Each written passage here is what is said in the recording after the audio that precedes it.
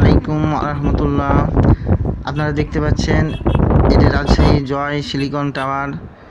এখন যেহেতু সরকার পদত্যাগের মধ্যে দিয়ে এটি আর জয় সিলিকন টাওয়ার না, এটা রাষ্ট্রীয় সম্পদ।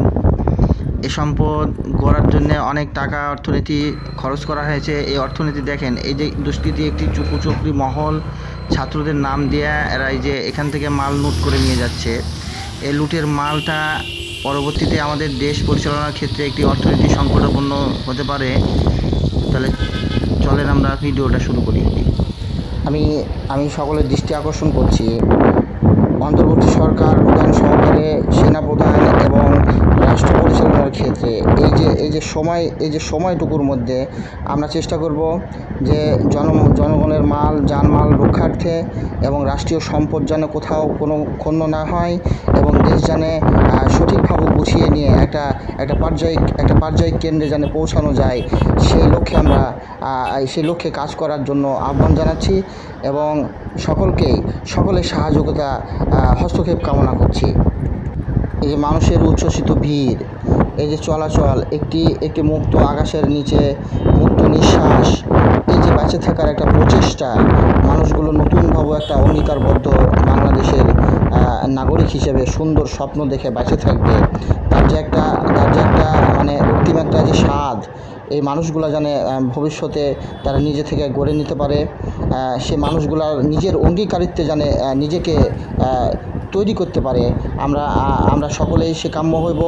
তো এখন একটা বিষয় হচ্ছে যে জানমালগুলা ক্ষতি হয়েছে কিছু নেতার মার্কেটগুলা সেই হতদরিদ্র মানুষদের দোকান থেকে লুট করে নিয়ে যাওয়া হয়েছে। তো এই যে লুটের সম্পদের অর্থনীতির ব্যবস্থাটা সেই হতদরিদ্রকে পূর্ণতা সহকারে আমি তাদের ক্ষতিপূরণের দাবি দাওয়া জানাচ্ছি। এটা আপনারা অন্তর্বর্তী সরকার তথ্য সহকারে তাদেরকে শনাক্ত করুন এবং তাদের বিরুদ্ধে ব্যবস্থা নিন, নাহলে কিন্তু ভবিষ্যৎটা আমি দেখতে পাচ্ছি যে তারা এই হতদরিদ্র মানুষগুলা তারা কিন্তু সঠিকভাবে তাদের যে জীবনটা পরিচালনা ছিল সেটা থেকে কিন্তু তারা বিচক্ষণ হয়ে যাবে।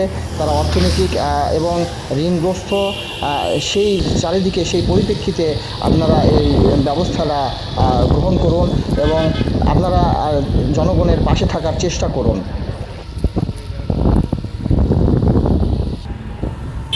এই যে আপনারা দেখতে পাচ্ছেন কেন্দ্রীয় রাজশাহী চিড়িয়াখানা, এটার যে অবস্থা, এই যে রাষ্ট্রীয় সম্পদগুলা আপনার যে এর মধ্যে প্রাণী যেগুলো আছে, এই হরিণ, তারপরে পুকুরের মাছ, ওগুলো সব লুট করে নিয়ে যাওয়া হচ্ছে।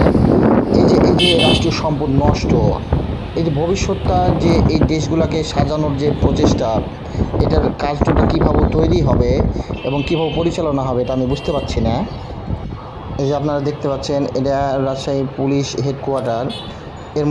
এর মধ্যে যে অগ্নিসংযোগ এবং সরকারি এই যে এদের কাগজপাতি ফাইল সব পুড়িয়ে দেওয়া হয়েছে। এই যে রাষ্ট্রীয় কাজের যে কার্যলিপি যেগুলা চলমান, সেগুলো তো মানে আপনার এগুলা তো কোনো হদিস থাকবে না, এটা হারিয়ে যাবে। এই যে ক্ষতিগ্রস্তগুলা, এই ব্যবস্থাগুলা, এটা তো ছাত্রদের কাজ না, এটা এই যে দুষ্কৃতী মহলের কাজ।